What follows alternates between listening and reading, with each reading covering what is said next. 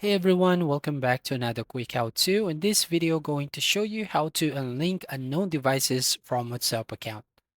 So first up, I'm going to open my WhatsApp on my Android phone, and then from here, tap on the three dots at the top right-hand corner of your screen, and then tap on Link Devices.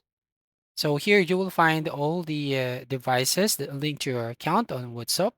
We have iOS, Windows, Safari, and Google Chrome Windows. Now, to basically unlink unknown devices, you just have to select any of this. For example, this Google Chrome right here at the bottom.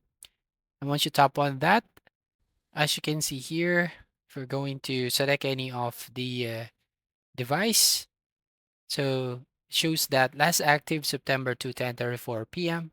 So you just have to tap on the leg out button, and it will automatically unlink this unknown device from this account. So if you're going back from chats and then again tap on the three dots and link devices, and as you can see, that account has been removed. So that's all. Thank you for watching. Please like and subscribe and see you in the next video.